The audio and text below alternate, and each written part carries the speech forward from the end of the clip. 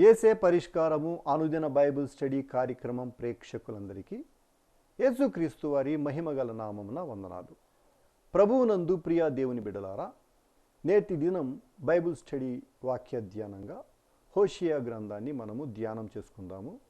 మీరందరూ బైబిల్తోనూ నోట్బుక్తోనూ సిద్ధపడి ఉంటే దైవజనులు డాక్టర్ కారుపాటి శాంతసాగర్ గారు ప్రార్థన చేసి ఈ దినపు వాక్య పరిచర్య చేస్తారు. ప్రభువునందు ప్రియ దేవుని బిడ్డలారా, నేటి వాక్య ధ్యానము కొరకు ప్రార్థించుకుందాం. దయచేసి తలలో వంచండి, ప్రార్థనలో ఏకీభవించండి. ఈ దినం రేపటి దినం సహకారులు లేరు, ప్రార్థించండి. ప్రార్థన. మమ్మలను మిక్కిలిగా ప్రేమిస్తోన్న మా ప్రియ పరలోకపు తండ్రి, మీ పరిశుద్ధ గణనామమునకు వందనాలు, స్తోత్రాలు. నేటి వాక్య ధ్యానము ద్వారా మాతో మాట్లాడము. ఎపిసోడ్ సహకారులను దయచేయము. ఈ దినము అనేక మంది యేసుక్రీస్తును రక్షకునిగా స్వీకరించుటకు సహాయమేమో. సువార్తను నమ్మి ప్రభు ఆశీర్వదించబడినట్లు కృప చేయము. రక్షకుడైన యేసు నామమున ప్రార్థిస్తున్నాము తండ్రి, ఆమెన్. ప్రభువునందు ప్రియ దేవుని బిడ్డలారా, దయచేసి మీ పరిశుద్ధ బైబిల్ గ్రంథాన్ని తెరవండి. హోషేయ గ్రంథం 3వ అధ్యాయము మీ ఎదుట ఉంచుకొనండి. గత రాత్రి మనం హోషేయ గ్రంథం చదివాం. ఇంకా వివరించాల్సింది మిగిలే ఉంది. హోషేయ గ్రంథం 3వ అధ్యాయంలో దేవుని యొక్క అగాపే ప్రేమ చేత హోషేయ గోమెరు అను తన వ్యభిచారిణి అయిన భార్యను ప్రేమించమని దేవుడు చెప్పిన ఆజ్ఞకు లోబడి వెళ్ళి ఆమెను వెల చెల్లించి తిరిగి తన గృహానికి తెచ్చుకొని ప్రేమించాడు. ఇందులో సువార్త సందేశం ఉంది. Restoration of Israel. ఇస్రాయేలు అను అవిధేయ భార్య దేవాది దేవుని యొక్క ప్రియమైన భార్యగా ఉన్న ఇజ్రాయేలు దేశం విగ్రహారాధన చేత అవిధేయురాలైనప్పుడు దేవుడు తన ప్రియకుమారుడైన యేసుక్రీస్తు వారి యొక్క వెలకట్టలేని రక్తం చేత కొని వారిని తిరిగి తనతో అనుసంధానం చేసుకోవటానికి ఆయన పిలిపించాడు. మత్తయి సువార్తలో యేసు ప్రభు మాట్లాడుతూ నశించిన ఇశ్రాయేలు యొద్దకే వెళ్ళమని దేవుడు తనను పంపించాడని, తన శిష్యులను ప్రథమంగా నశించిన ఇశ్రాయేలు యొద్దకే వెళ్ళండి అని ఆదేశం ఇచ్చాడు. దేవుడు ఇశ్రాయేలును బహుగా ప్రేమించాడు. ఇశ్రాయేలు దేశముగా వర్ధిల్లేటట్లు ఆయనే చేశాడు. ఇశ్రాయేలు యొక్క ఆవిర్భావం ఆయన చేతుల మీదే జరిగింది. ఐగుప్తు దేశంలో భీకరమైన దాస్యం క్రింద దయనీయ పరిస్థితుల మధ్యలో ఉన్నటువంటి ఇశ్రాయేలీయులను మోషే ద్వారా దేవుడు విమోచించి విడిపించి తీసుకొని వచ్చాడు. యెహోషువ నాయకత్వంలో వారికి ఒక దేశాన్ని ఇచ్చాడు. మోషే ద్వారా చాలా తేటగా కనాను భూభాగములో ప్రవేశించిన యూదులు, ఇజ్రాయేలీయులు ఎలా ప్రవర్తించాలో ముందే చెప్పాడు. శాపభరితమైన జీవితాలకు వెళ్ళవద్దని, తిరిగి దాస్యమనే కాడిలో చిక్కుకొనకుండా ఉండు నిమిత్తం మీరు విగ్రహారాధన చేయకూడదని వారికి తేటగా చెప్పాడు. కానీ ఇశ్రాయేలు జనాంగం దేవుని ధిక్కరిస్తూ వచ్చారు. ఆ కారణం చేత దేవుడు వారిని అష్షూరు అను చెరకు అప్పగించాడు. దేవుని ప్రజలు పాపం చేసినప్పుడు దేవుడు వారిని తిరిగి తన యొద్దకు తెచ్చుకోవటానికి వారి యందు మార్పు నిమిత్తం శత్రువుల చేతికి తానే అప్పగిస్తూ వచ్చాడు. ఇది చరిత్ర చెబుతున్న సత్యం. దేవుడు ఇశ్రాయేలీయులను ఎన్నటికీ విడిచిపెట్టలేదు. క్షణమాత్రం, క్షణకాలం దూరంగా ఉన్న శాశ్వత కాలం ప్రేమించేవాడుగానే ఉన్నాడు. సోదరుడా, సోదరి, ఈ అద్భుత సత్యాన్ని మీరు గుర్తెరగాలి. దేవుని నుండి, దేవుని ప్రేమ నుండి యేసుక్రీస్తు ద్వారా మనలను, ఆయన ప్రేమ నుండి ఏదియూ ఎడబాపనేరదని రూఢిగా నమ్ముచున్నానన్నాడు పౌలు గారు రోమాపత్రిక 8వ అధ్యాయంలో. వాగ్దానాలు గొప్పవి. వాగ్దానం చేసిన దేవుడు నమ్మదగినవాడు. ఆ నమ్మదగిన దేవుడు వారు పాపం చేసినప్పటికీ, వారు విగ్రహారాధన చేసినప్పటికీ, వారు అపనమ్మకత్వం చూపినప్పటికీ తాను నమ్మదగిన వాడుగా వారి పట్ల ఉండి తన కార్యాన్ని సంపూర్తి చేశాడు.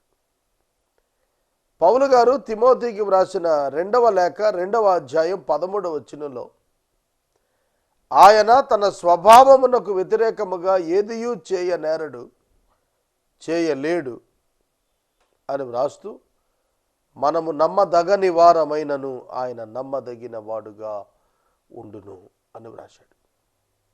Yes, it is true. మనము నమ్మదగని వారము. We are unfaithful to God. Even though we are unfaithful to God, God is faithful towards us. మనము దేవుని పట్ల అపనమ్మకస్తులం అయినను దేవుడు మన పట్ల నమ్మకస్తుడుగా ఉన్నాడు. It is his character. He cannot violate it. దాన్ని ఆయన మార్చుకోలేడు. అపనమ్మకస్తులకు నమ్మకత్వాన్ని చూపటం దైవలక్షణం. దైవలక్షణం.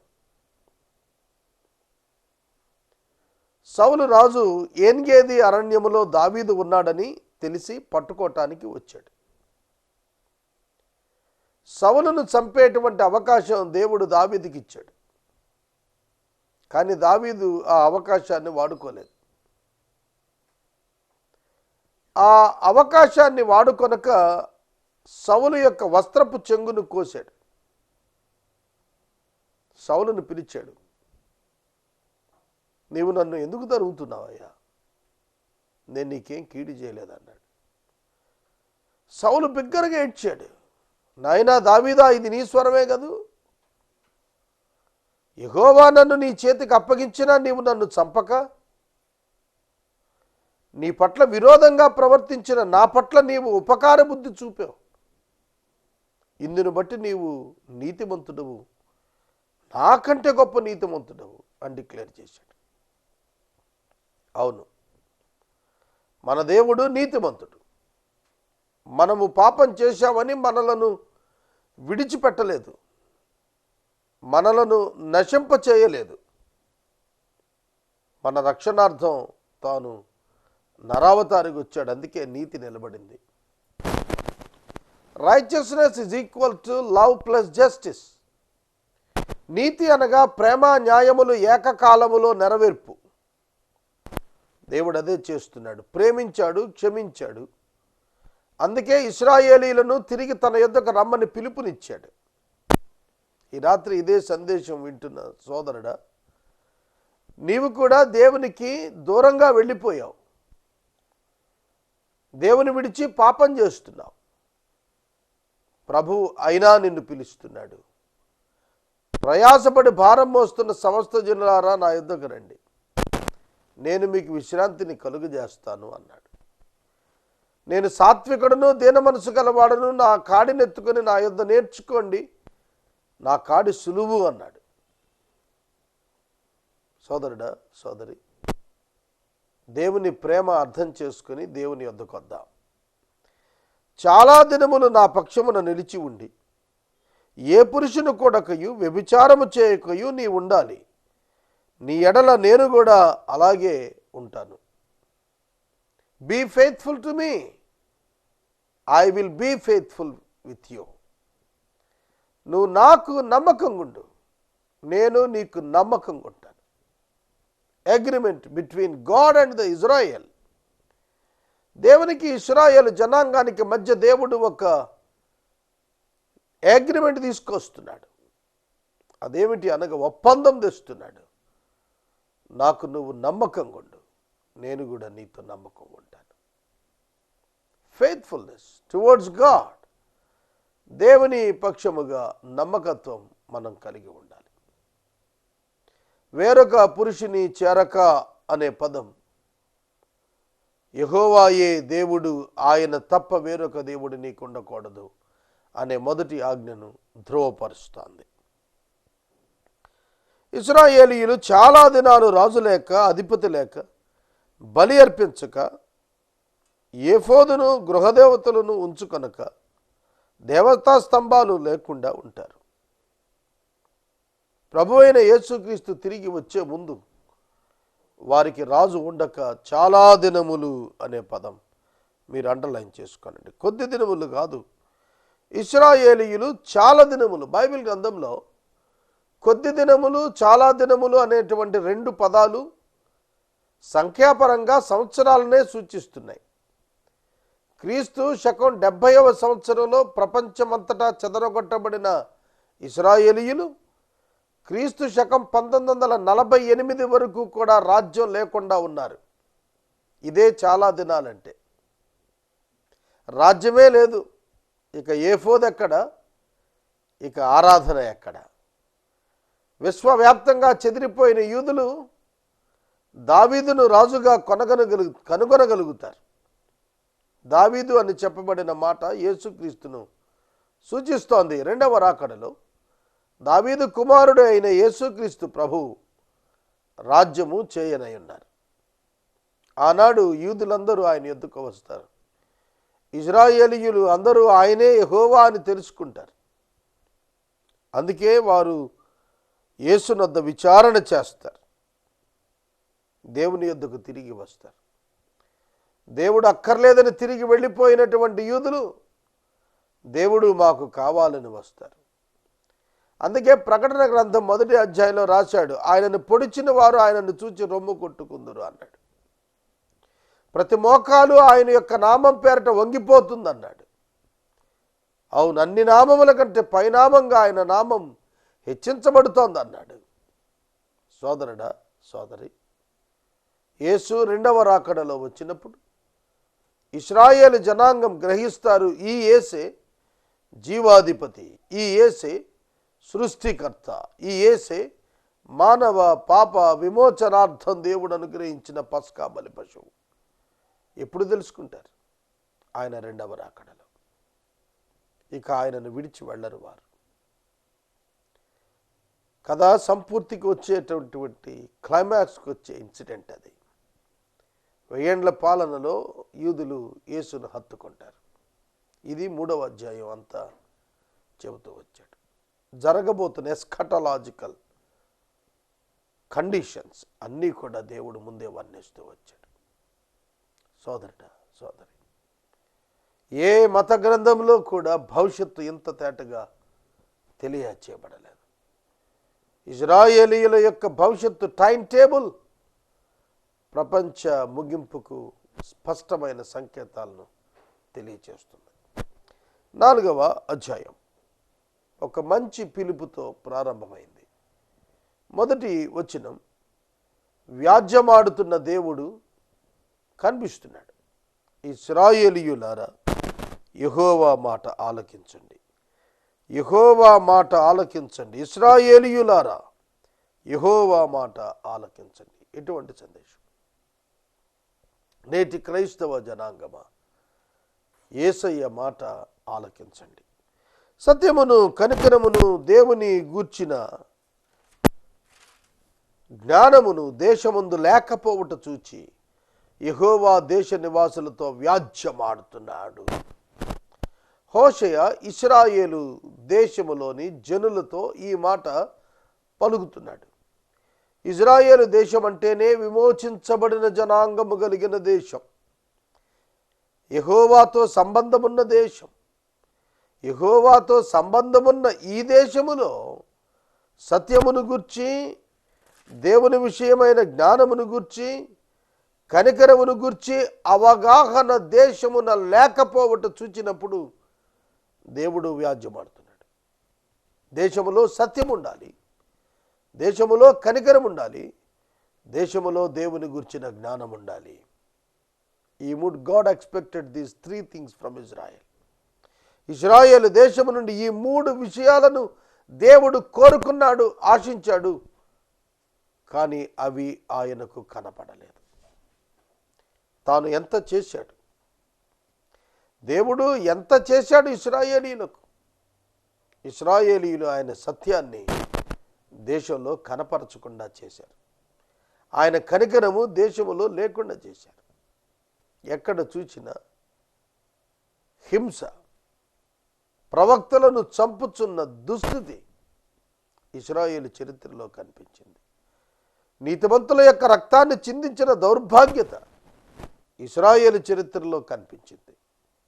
అందుకే దేవుడు ఆ దేశ నివాసులతో వ్యాజ్యం ఆడుతున్నాడు.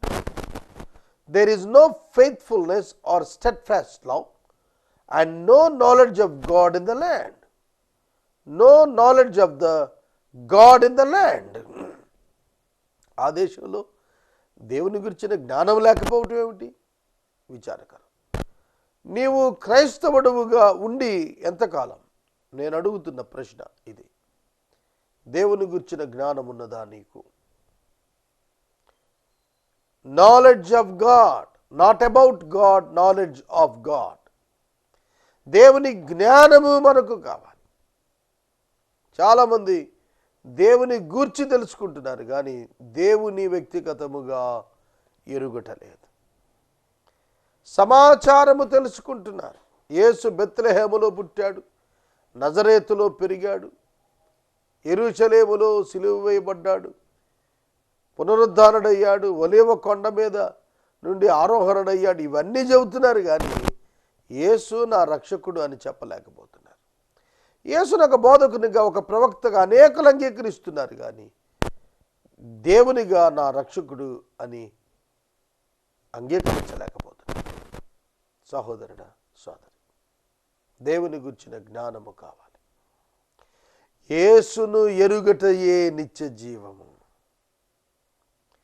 ఆయన పంపిన ఆయన కుమారుడైన యేసును ఎరుగటయే నిత్య జీవము. Jesus revealed the God. యేసు దేవుణ్ణి ప్రత్యక్షం చేశాడు. అందుకు యేసును తెలుసుకొనుట దేవుని తెలుసుకొనుట. యేసును తెలుసుకొనుట దేవుని తెలుసుకొనుట.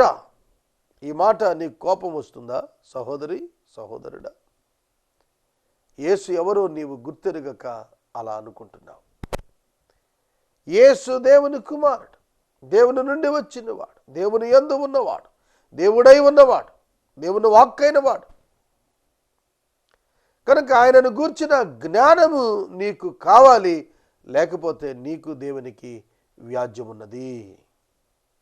You must understand the provision of God for the salvation of humanity. మనుషుల కొరకు దేవుడు అనుగ్రహించిన రక్షణకు ఆధారమైన క్రీస్తును నీవు తెలుసుకోగలగాలి, అర్థం చేసుకోగలగాలి. ఇది దైవాత్మ చేత మాత్రము సాధ్యమయ్యే ప్రక్రియ. అబద్ధ సాక్ష్యం పలుకుటయు, అబద్ధము ఆడుటయు, హత్య చేయుటయు, దొంగతనము చేయుటయు, వ్యభిచారము చేయుటయు వాడుక అయ్యను. జనులు కన్నం వేసెదరు, మానక నరహత్య చేసేదరు. కాబట్టి దేశం ప్రలాపిస్తోంది. దాని పశువులు, ఆకాశ పక్షులు, కాపురస్తులందరూ క్షీణిస్తున్నారు. సముద్ర మత్స్యములు కూడా గతించిపోతున్నాయి. చూడండి, ప్రజలు క్షీణించటానికి, ప్రజలు పాడైపోవటానికి, దేశము ప్రలాపించటానికి కారణాలు ఏమిటో ఇక్కడ వ్రాశాడు. అబద్ధ సాక్ష్యము పలుకుట. కోర్టుల్లో అబద్ధ సాక్ష్యాలు పలుకుతున్నారు. మనుషులు అబద్ధ సాక్ష్యములు పలికి అబద్ధమును సత్యముగా మారుస్తున్నారు. అది దేవుడు సహించలేకపోతున్నాడు. అబద్ధం ఆడవద్దు అని ఆజ్ఞ ఇచ్చాడు, మనుషులు అబద్ధం ఆడుతున్నారు. నరహత్య చేయవద్దని ఆజ్ఞ ఇచ్చాడు, మనుషులు నరహత్య చేస్తున్నారు. దొంగిలించవద్దు అని ఆజ్ఞ ఇచ్చాడు, దొంగిలిస్తూ ఉన్నారు మనుషులు. వ్యభిచరించవద్దు అని ఆజ్ఞ ఇచ్చాడు. నీ పొరుగువాని భార్యను ఆశించవద్దన్నాడు. ఈ ఆజ్ఞలన్నీ కూడా 10 ఆజ్ఞలలో చివరి 6గా పొందుపరిచాడు. వీటిని విసర్జిస్తున్నారు ఇశ్రాయేలీయులు. వీటిని విసర్జించుట అనగా వారంతట వారే దేవుని నిబంధనను విసర్జిస్తున్నారు, ధర్మశాస్త్రాన్ని విసర్జిస్తున్నారు, దేవుని మాటలు తమంతట తామే ధిక్కరిస్తున్నారు అని అర్థం. దేశము ప్రలాపిస్తోంది, ఏడుస్తోంది. కారణము దేశమంతా పాపము నిండిపోయినది. దేశము పాపము నిండిపోయినప్పుడు దేశములో అశాంతి, అభద్రత వస్తుంది. ఈ దినం సాక్షి పేపర్లో చదువుతున్నాను ఉదయకాలం. మావోయిస్ట్ పార్టీ వారు కాల్మనీ నేరస్తులను మీరు శిక్షిస్తారా, మేము శిక్షించమా అని ముఖ్యమంత్రికి అడిగారు అని చదివాను. చూడండి, దేశములో ఎప్పుడైతే వ్యభిచారము, అబద్ధము, దొంగతనము, అబద్ధ సాక్ష్యము వాడుక అయ్యాయో ఇట్లాంటి పరిస్థితులు వస్తాయి. అర్థమవుతుందా? వ్యభిచారము పెచ్చుమీరిపోయినది. భయంకరమైన పరిస్థితులు ఇవాళ లోకంలో కనిపిస్తున్నాయి. నేను అనుకున్నాను, ఎటు దారి తీస్తున్నాయో ఈ పరిస్థితులు, ఎటు దారి తీస్తాయో. ప్రజా తీర్పు, ప్రజా కోర్టులో మేము చంపేస్తాం వారిని అంటున్నారు మావోయిస్టులు. డీజీపీ దానికి ఖండన ఇచ్చాడు. చట్ట ప్రకారం చేస్తాం మేము అని. చూడండి, లోకములో ఇటువంటి కాన్ఫ్లిక్ట్స్ ఎందుకు వస్తాయి అనగా వ్యభిచారము కారణం. వ్యభిచారమును చూస్తూ ఊరుకుంటే భయంకరమైన పరిస్థితులు వస్తాయి. అబద్ధము చూస్తూ ఊరుకుంటే భయంకరమైన పరిస్థితులు వస్తాయి. అబద్ధ సాక్ష్యాలను చూస్తూ ఊరుకుంటే భయంకరమైన పరిస్థితులు వస్తాయి. దొంగతనం జరుగుతోంది, దోపిడీ జరుగుతోంది, చూస్తూ ఊరుకుంటే దారుణమైన పరిస్థితులు వస్తాయి. ఇది బైబిల్ గ్రంథంలో తరతరాలలో రాజ్య నిర్వహణలో ఇది జరుగుతూనే వచ్చింది. ఇవాళ ఏదో మనం కొత్తగా చూస్తోంది కాదు. Bible is the answer for all the problems in the society. సమాజంలో ఉన్న ప్రతి సమస్యకు కూడా Bible is the excellent answers book. అద్భుతమైన జవాబులు కలిగిన పుస్తకం. ఈ రాత్రి వాక్యం వింటున్న సహోదరుడా, సహోదరి, ఆనాడే కాదు, ఈనాడే కాదు, రాబోయే కాలంలో ఎన్నడైనా పాపము దేశమున ఏలుట ప్రారంభించినప్పుడు, దానిని నిర్వీర్యము చేయకపోతే దాని పర్యావసానములను ప్రజలు అష్షూరుకు వెళ్ళిన ఇశ్రాయేలు వలె అనుభవించాల్సి వస్తుంది. జనులు కన్నము వేసెదరు, దోపిడీ మానక నరహత్య చేసేదరు, చూడండి, అబద్ధం, వ్యభిచారం, దొంగతనం దేనికి లీడ్ చేస్తోంది? Killing people. ప్రజలను చంపే దిక్కుగా వెళ్ళిపోతారు. ఇశ్రాయేలు చరిత్ర మన ప్రపంచ రాజ్యాధికారాలు చేస్తున్న ప్రతి వారికి కూడా హెచ్చరికతో కూడిన సందేశాలు కలిగిన చరిత్ర. దేవుని వాక్యము చాలా తేటగా నేర్పిస్తాను. రైచియస్నెస్, నీతి, హోలీనెస్, పరిశుద్ధత, స్టెడ్ఫాస్ట్ లవ్, స్థిరమైన ప్రేమ, ఇవి ప్రజల మధ్య లేని దినాన భయంకరమైన వాతావరణం సమాజంలోకి వస్తుంది. అందుకే అంటున్నాడు, కాబట్టి దేశం ప్రలాపిస్తోంది, ప్రకృతి క్షీణిస్తోంది, పశువులు, ఆకాశ పక్షులు క్షీణిస్తున్నాయి. ప్రియ సహోదరుని, సహోదరి, ప్రకృతి క్షీణిస్తుంది, పర్యావరణం పాడైపోతుంది. ఇవాళ ప్రతిదానికి పర్యావరణ అనుమతి కావాలి. పోలవరం కట్టాలి, పర్యావరణ అనుమతి కావాలి. ఈ మధ్యన విన్నాను, ఆంధ్ర రాష్ట్ర రాజధాని నిర్మాణం విషయంలో సుప్రీంకోర్టులో పర్యావరణ విషయంలో ఎవరో కేసు వేశారట. అది ఆ తీర్పు వస్తేనే కానీ నిర్మాణాలు కొనసాగవని చెప్పి చెబుతుంటూ విన్నాను. సోదరుడా, సోదరి, మానవుని యొక్క పాపానికి పర్యావరణానికి లింక్ ఉంది. మానవుడు పాపం చేస్తూ పోతే పర్యావరణములో మార్పులు వస్తాయి. ఇసుక త్రవ్వకాలు ఎక్కడ పడితే అక్కడ. ఒకప్పుడు హ్యాచరీస్ బ్యాన్ చేయమని చెప్పి చాలా పెద్ద ఉద్యమం వచ్చింది. సముద్రపు ఒడ్డుల ఈ రొయ్యలు హ్యాచరీస్ పెడుతూ వచ్చారు, చూశారు. వారిని బ్యాన్ చేయమని చెప్పి అడిగారు. ఎందుకంటే పర్యావరణం దెబ్బతింటుంది అన్నారు. కొల్లేరు విషయంలో పర్యావరణం దెబ్బతింటుంది అన్నారు. అరణ్యాలు కొడుతుంటే పర్యావరణం దెబ్బతింటుంది అని అన్నారు. ఎందుకు? Behind every human negative action, మనుషులు చేస్తున్న ప్రతి వ్యతిరేక క్రియల వెనుక పర్యావరణము, ప్రకృతి ఎఫెక్ట్ అవుతున్నట్లుగా మనం చూస్తున్నాం. అనేక చోట్ల చేపలు చనిపోతున్నాయి, అనేక చోట్ల పక్షులు చనిపోతున్నాయి, కొన్ని జాతులు నశించిపోతున్నాయి. శాస్త్రవేత్తలు ఇప్పటికీ హెచ్చరిక చేస్తున్నారు. ఓజోన్ పొర దెబ్బతింటోంది.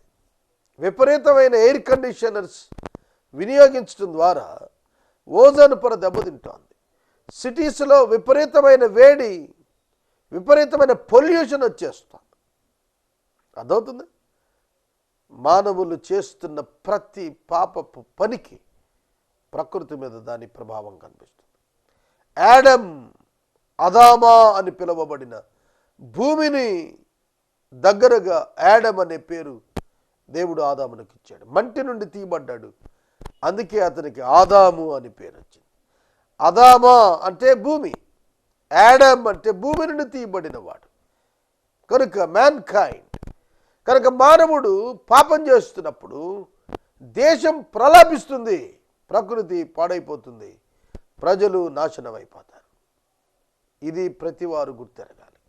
అందుకే దేవుని పిలుపు, రిపెంట్, మారు మనసు పొందండి, repent, పశ్చాత్తాపడండి, repent, turn to me, నా వైపు తిరగండి. This is the message. ఇది సందేశం.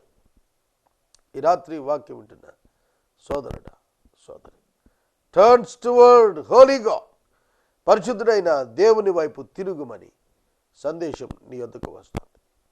పాపాన్ని మానము, వ్యభిచారం మానము, దొంగతనం మానము, కన్నములు వేయుట మానము, నరహత్య మానము, దొంగిలించుట మాను, అబద్ధమాడుట మానము, అబద్ధ సాక్ష్యం మానే. You will see the difference in your life. నీ జీవితంలో నీవే పరిశుద్ధత ఫలితాలను నీవు చూడగలుగుతావు. రేపటి వాక్య ధ్యానంలో 4వ వచనం, ఒకనితో ఒకడు వాదించినను ప్రయోజనము లేదు. దీనిని గురించి మనం ధ్యానిద్దాం. ఈ ఎపిసోడ్ సహకారులు కావాలి, దయచేసి ముందుకు రమ్మని ప్రేమతో మనం చేస్తున్నాం. ప్రార్థించుకుందాం. మనము ఇంతవరకు దైవజనులు డాక్టర్ కారుపాటి శ్యామ్సాగర్ గారి ద్వారా బైబిల్ స్టడీ వాక్య ధ్యానమును హోషియా గ్రంథము నుండి ధ్యానం చేసుకున్నాం. ఈ కార్యక్రమం ద్వారా మీరు పొందుకొనుచున్న మేలులు మాకు ఒక ఉత్తరం ద్వారా తెలియచేయండి. మీ ప్రార్థనా మనవులు మాకు తెలియచేస్తే ఏసే పరిష్కారం కార్యాలయంలో ఏర్పాటు చేసిన ప్రత్యేక ప్రార్థనా శిబిరంలో మీ కొరకు ప్రార్థిస్తాం. మీ కుటుంబ పక్షముగా ఒక ఎపిసోడ్ ప్రసారం చేయాలనుకునేవారు మాకు తెలియచేస్తే మా సిబ్బంది మీ గృహాలను దర్శిస్తారు. ముగింపు ప్రార్థన ఆశీర్వాదాలతో ఈ కార్యక్రమాన్ని ముగించుకుందాం. ప్రార్థన. మమ్మను మిక్కిలుగా ప్రేమిస్తున్న మా ప్రియ తండ్రి, మీకు వందనాలు. వాక్యము విన్న బిడ్డలను దీవించము. పాపము కారణంగా ఇశ్రాయేలీయుల దేశం ప్రలాపించింది. మా దేశం కూడా పాపము కారణంగా ప్రలాపిస్తోంది. ప్రభు, మీరు కనికరించి దేశము నీ వైపు తిరుగుటకు సహాయము చేయము. యేసు ప్రభువు ద్వారా అడుగుచున్నాను తండ్రి, ఆమెన్. తండ్రి అయిన దేవుని ప్రేమ, కుమారుడైన యేసయ్య కృప, పరిశుద్ధాత్మ దేవుని యొక్క అన్యోన్య సహవాసం సదాకాలం మనందరికీ తోడయుండును గాక. ఆమెన్.